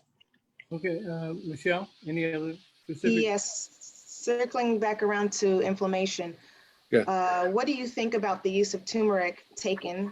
What do you think about the use of turmeric as a supplement for anti-inflammatory prophylaxis? I've not had any experience with that. I'd be interested to see. Maybe we could do a clinical trial of it. We have not had enough clinical trials. I know had a couple of patients who have, especially from Africa, who did self-medicate and did not have to go to the hospital because of the traditional treatment they used. And one of my counselors, in fact, he used his own, instead of going in and getting nebulized, he just got something like vapor rubs kind of stuff and put a towel over his head. And so he did a home nebulization on. That's what our grandparents did. Right. So I mean, turmeric is good. Just don't kiss nobody after you've used it. So I think I really would like. I think we really need to see the clinical trials on that, because in DC we've only had 600 deaths, and a lot of our folks have been self-medicating. And Black Lives really matter in DC, so we've been using everything possible to test. Okay. I can't speak for that, but the first article on turmeric and HIV was published in the Journal of the National Medical Association by me. Really? Okay. Yep, 1982. You had to pull that up. Well, you're getting old. Don't remind me. Okay, can you hear me? Dr. Maxey, there's a question regarding herd immunity. Do we want to go there, or do you want to continue on? Let that question go to Dr. Jordan. Right. Okay. Dr. Jordan, a very recent article came out on MedPage regarding the issue of herd immunity, which they postulated may have been achieved in New York. They say it may be less than 50% and as low as 20%. Please comment on that. It has also been postulated that long-lasting immunity may be conferred by T cells. Any thoughts about that? Herd immunity simply means X% of the people in the community have resistance because they have an immunity. There are some unanswered questions we still have with this. And one is, does immunity last? That we still don't know. Two, if you are exposed and you recover, can you get it again? There's been no reports of other people getting it, so we can assume that. Basically, you want to get 50 to 70% of people to have an effective herd immunity. Any vaccination that we have doesn't work with everyone. You're hoping to get 50% effectiveness. I don't think for the people we know in New York City that we had enough that you could say had herd immunity. That would mean a lot, and I do mean a lot more people have developed immunity without having any symptoms than we are aware of. To say that I would expect you still going without a mask, doing things, you still are at risk to get it, but less. But I don't think New York City yet has what you would call a herd immunity. That would be at least 50% of the people have some antibody level to it. And I have not heard any reports that implies even 10%, let alone 50%. Dr. Jordan, at this point in the States, with the number of folks that we have, is it difficult for us to get herd immunity now? Is that, I've heard that said that. No, it's like, yeah. The question is, can we get a herd immunity without some kind of vaccination? Now, Dr. Williams mentioned something earlier about the inoculation. Right. Really, that goes back further than that to Africa, to voodoo, because the way when you had voodoo chiefs challenging each other, the way they challenged each other, it was really withholding or having a snake.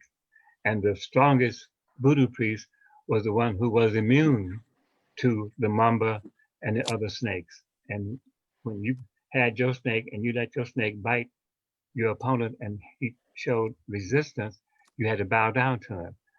We've forgotten all about what the whole voodoo challenge, that's the original S&M. I mean, to be very honest about that. And my daddy was a voodoo priest, so I know it quite well. And yeah, I mean, those things were really great, but horrific also in terms of you hope you win. If you lose, you are basically a different kind of slave when it comes to that. World Health Organization now has what we call 90-90-90, and most of us don't understand that. For HIV, it means finding 90% of all people who are HIV positive, getting them tested, getting that 90% into treatment, which would be 81%, and getting that 90% undetectable, which would be 72%.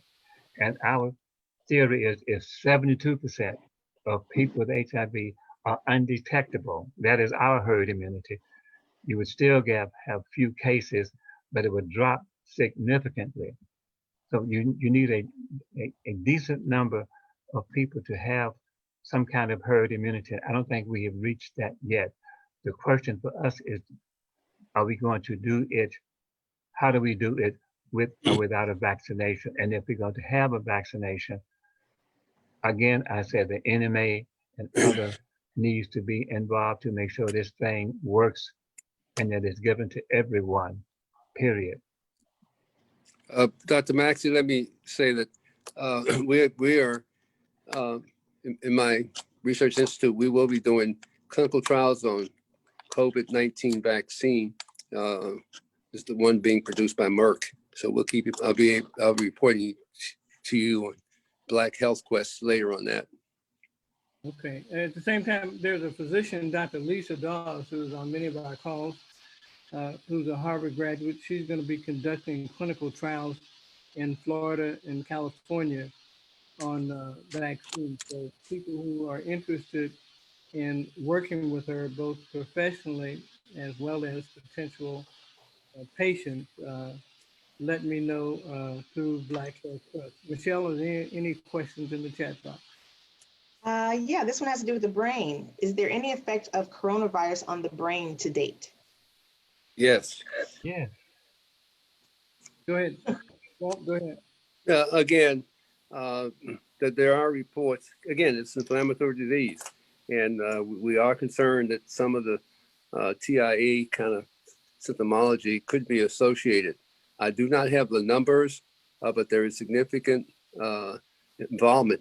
And now that we are we're looking more closely now at some of the these kind of things. With that stroke and that 80-year-old more associated with COVID. In fact, we just had a 90-year-old die at my church, and she did test out. So a lot of these folks, and the coding is now trying to include those. I defer to Dr. Jordan, though. I don't know if he has any data on specific involvement.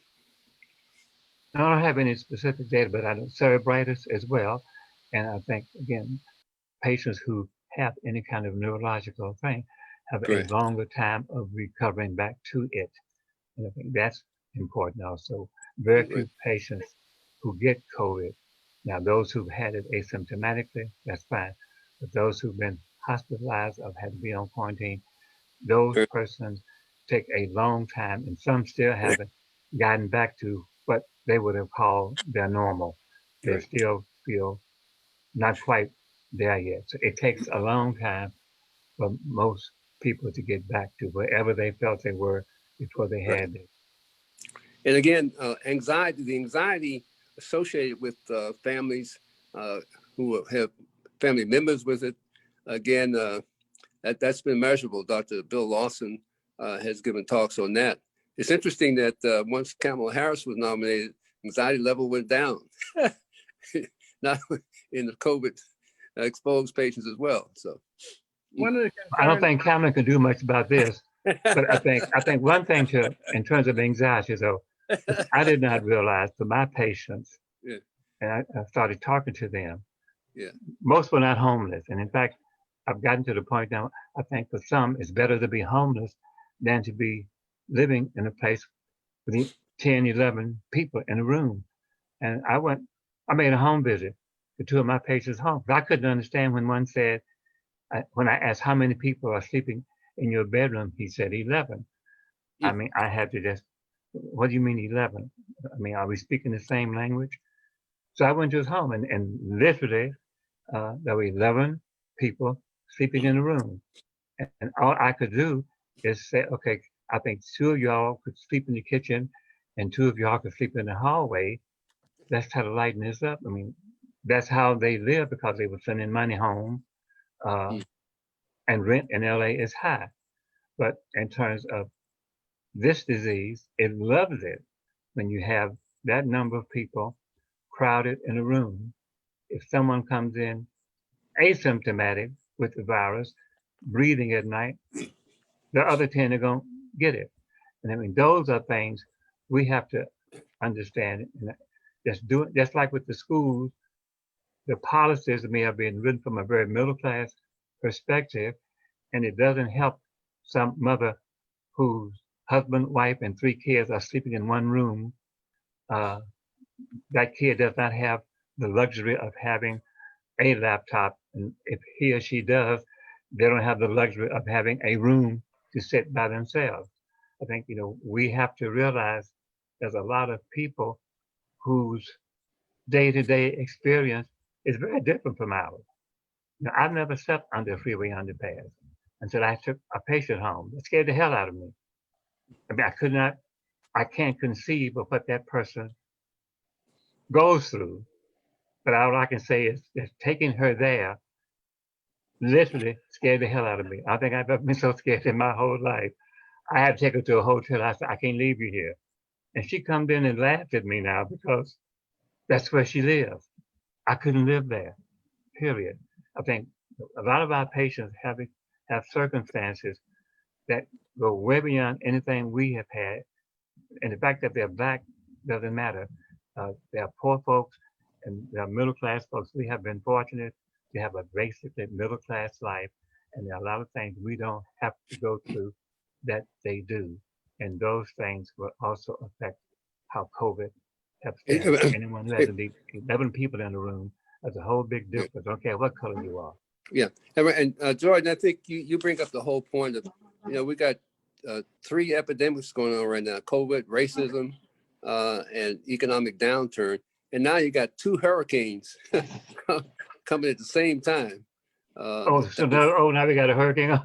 Yeah, 2. You have 2 coming at the same time. And I think your point about the homelessness and all these things impacting on once is just overwhelming, because it's 40 million people out of work. I mean, it's a real challenge. Thank you, Randall. Let's get some of these questions out of the chat box. And Michelle, do you see any more? Yeah, just a few more. So speaking of circumstances, special circumstances for families, can we discuss the issues that parents need to consider in making decisions about returning to the classroom?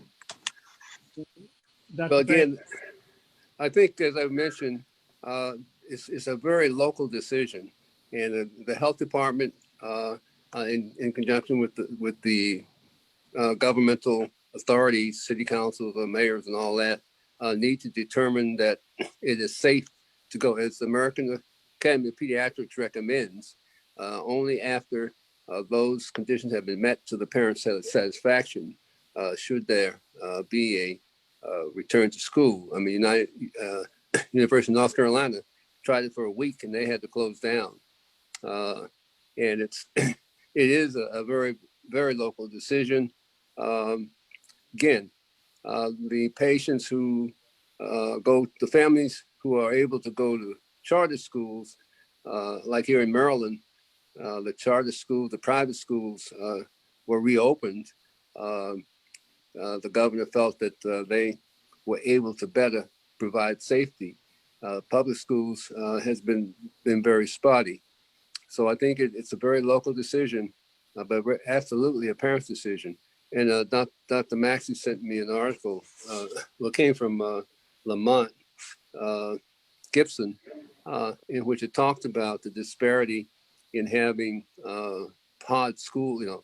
Some parents are getting together in groups and forming their own associations to do some homeschooling more efficiently. But in our population, where first of all we're out of work, if we do get work, there's no way we're going to be there to do homeschooling. So it's a catch-22 for African American families. What Dr. Jordan has raised, and we're having some ongoing discussion, is utilizing church buildings. Yes. To have a certain grade of children study where they can spread out either in a basement room or rep room or even in the parking lot. That works. And we're looking at having that funded by the school system. That is a potential way to do that. Michelle, any other questions in the chat box? Yeah, can we approach the question about remdesivir now, the compassionate use of it? So the question was, what about the compassionate use requests for remdesivir? Yeah, my understanding is that Gilead has made compassionate availability a priority, and I don't know. I'll have to check with the NMA to see what response we have had. I know that NMA leadership has been looking into that. Let me ask you, Ms. Wafer on the You only phone? can get it to a hospital. You can't get it from a doctor's office. Right. Ms. Wafer on this So call? it would be available to Hold a on. hospital. The question we should be asking is which hospitals Hmm. have it, because some haven't. You got to go through the paperwork of getting it, and you got to keep the paperwork or you won't get it anymore. So I mean, those are the questions to us. We may Which have, of our hospitals here have it? we It was may have a Dr. person Yeah. on this call. Hold on a minute. Is Ms. Wafer on the call? About Dr. Corder, Marilyn Corder, she's chief of staff at United Medical Center. Or how about Dean Ford, Deborah Ford from Howard? So I know I've not heard of any problems at Howard getting it for the patients and stuff. So We've had it at the major medical centers. I had a case, right. a rural hospital in Mississippi, but the only place in Mississippi was at the University of Mississippi in Jackson. But they were willing to ship it on a compassionate basis. So we'll see if we can get one of the company people on our next show to answer that question. You got another one, Michelle? Yes, sir. Is there a test for nitric oxide in the body? Interesting. Nitric oxide is a gas. It's very evident. Last a few seconds, and there are some strips that come from a company whose name I can't call right now. We do have them in office. They have a product called fermented beetroot, and they have these strips almost like diabetic strips, and you put it on your tongue, and it will read out your nitric oxide level in a few minutes. Those are the only tests I know. But nitric oxide is contained in L-arginine. There's some products of L-arginine you can have from health food stores. But better than that, if you eat fresh vegetables, green vegetables, like kale, spinach, they are full of nitric oxide, and they don't have to be converted by an enzyme. So a handful of those greens, fresh in a salad, eaten 3 to 5 times a day, will give you a lot of nitric oxide, and that is the strong antioxidant, will help your endothelium, but there's no other direct way to measure it that I'm aware of at this point, other than those strips that you can put in your mouth. Very good. One of our participants also said to eat a lot of beets. Yeah, beets work. Okay, well that about wraps up what I'm seeing in the chat box. Okay, let me put a question to the panel, and I welcome Dr. Sherrod to participate too, and if any of our previous panel members on the phone. But recently there's been some studies looking at the severity of the physiological response to COVID. How does the body react? And they have uncovered that there may be some genes that code for the so-called adaptive immune response. And in people who get severe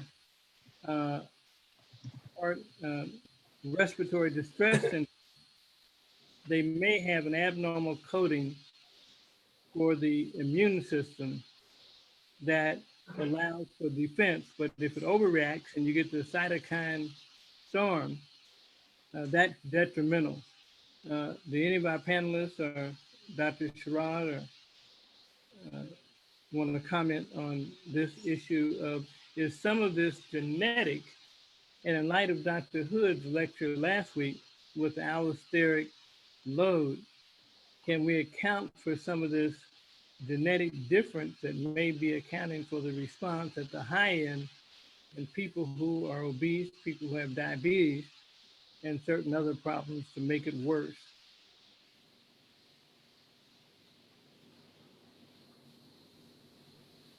Any comments? No, I on that? really can't. I can't comment. I mean, there's also been studies that infer that people with certain blood types may be more predisposed than others.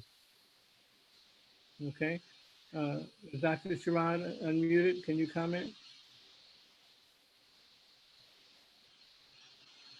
Yeah, first I'd like to thank Dr. Williams for his answer to that question about this study with hydroxychloroquine, that article that came out from the Yale professor. And I think we have to continuously remind ourselves of the side effects of hydroxychloroquine. My concern is that it's being given to patients with autoimmune disorder, and that is not being considered, the severity of the side effects of it. As far as the overreaction to of the immune system, I'm not aware of any data or any studies looking at that. Randall, I think you probably have the most updated information on that. But we know that the allopathic load, which means all of your comorbidities, will affect how your body responds to it. So of course you would expect a more extreme reaction, because if your immune system is already compromised, the body has to work harder to try to mount the same inflammatory response that it would without the comorbidities of diabetes, hypertension, and heart disease. Okay. Thank you so much. Is Dr. Michelle Clark? So I'm thinking that we'll probably get more data on that, but I think. But there's one other thing that I wanted to mention and commend Dr. Fadje on his presentation on children. I think it's going to be a challenge for the pediatrician to distinguish between Kawasaki syndrome and COVID-19. And I was wondering if he had any knowledge on what parameters are we going to be using to distinguish that. Now, what I remember from classical Kawasaki's disease is that they usually have a history of prolonged fever with adenopathy, and then they present with that prolonged fever, adenopathy, and a whole body rash. What I've seen in the literature with COVID-19 is that these patients come in with what we call PMIS, which is pediatric multiple inflammatory syndrome, meaning that all organ systems are involved and they're more severely ill, and they have a higher incidence of myocarditis. So the classic Kawasaki patients tend to be older also. They're between like 1 to 5. They have GI symptoms as well as decreased white count, decreased platelets, and the laboratory symptoms are different. But the COVID-19 patients have a high incidence of myocarditis, and they're actually more sick, more severely ill than the Kawasaki, the classical Kawasaki presentation, which is the adenopathy, prolonged fever, and rash, whole body rash. Okay. Is Dr. Michelle Clark on? Thank you, Dr. Sharon. Is Dr. Michelle Clark on? I have a question for her. She's a psychiatrist. Hi. Well, yeah, I'm here. But my question is, as a world-class psychiatrist. Oh, Lord. What can we do to convince our population that they must protect themselves? How do we answer that challenge? It's good to have all the science and all the knowledge, but what type of, I was talking to some church people yesterday, and they say, we have faith. God's going to do it. Now, I'm a believer. I'm a Christian, but I believe the Lord does not appreciate ignorance. How do we convince people that there's a real threat to life? How would you approach this as a psychiatrist? Well, the approach to people is true of any approach in medicine. It depends on the individual. To the church people, I say, yes, that may be true, but God helps those who help themselves. And you have to help yourself to some education and some knowledge, and believe in your primary providers and any experts that you consult based upon what they're telling you, and then double check it against what you can now find out yourself online. In terms of addressing people's resistance, We need to explain to them the method and madness of propaganda. And that is part of what is killing us with this current COVID epidemic, is that people are listening to fools, some of them educated fools. And so that's why this forum is so very important, and why I take my Sunday afternoon to check in here, because it is in many cases a matter of life and death. It is also true that you can lead a horse to water and stick their face in it, but you can't make them swallow. The best you can do is, tell them with love and not without critique, because when you start with critique or when you start with blame or criticism, it's just going to shut their ears. Approach them with love and let them know. I'm trying to say it politically correctly. Let them know fact from fiction. We won't begin here because there's little time left to talk about the particular risk of your seriously persistently mentally ill population, and their high risk for homelessness, their high risk for substance abuse, and their high risk for exposure. But we in mental health, particularly in public mental health, are being overwhelmed. And then the rest of the population is simply overwhelmed with anxiety. And I have my esteemed colleagues from every walk of life, from ministers to garbage collectors, just at their wits' end in terms of all that we're dealing with. The last thing I have to say is that it kind of irks me when people talk about racism being some kind of emergency or some new thing, that just popped up, or some new crisis. It is not. It is old as man. And white supremacist racism, which is what we're dealing with here in these United States and the Caribbean, all the way up to Canada, is unique in terms of its method and its outcome. And so the work that Dr. Hood did and others to educate people about their vulnerability to racism and to understand how propaganda plays into that is so critical for our African American patient. You have to recognize that you are Black, to use the generic term, and to understand what that means in terms of health equity. Well, thank you. Before I recognize Dr. Carolyn Towler for the word, next week is going to be particularly beneficial. Our first, one of our greatest Black Surgeon Generals, who is now a professor of medicine at Morehouse Medical School, Dr. David Satcher, is going to be a guest.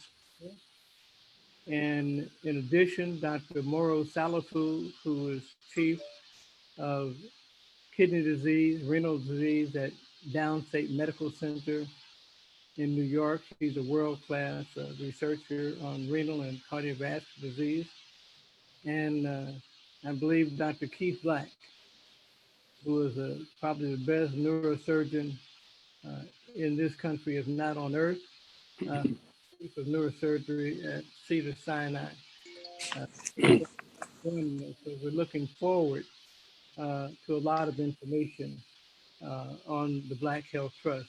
Is Dr. Towler available? Can you unmute her? I think she had a comment. Yes, can you hear me? Yes. Hi, thanks, Dr. Maxey. I just wanted to mention in response to your question about the allopathic load and whether or not there's a genetic predisposition. I don't think we have to invoke that, because the common pathway for diabetes, hypertension, and obesity is inflammation. So people who are obese are already inflamed, especially the more visceral fat that you have. Your body's producing inflammatory markers that are going to lead to inflammation, endothelial damage of the lining of your arteries and organs. And so those are the things that are already causing an immune reaction. And now on top of that, you've got COVID. And so it kind of makes sense that they would have an overreaction because they're inflamed to begin with. So the take home message is that if you have diabetes, if you have hypertension, if you have obesity, recognize that your body is inflamed. And that's why it's critical to do everything that you can to alleviate and lessen those conditions. And Dr. Maxey, to that point, children at a young age, Dr. Gerard can confirm this, have elevated cholesterol levels. There's a lot of diet related.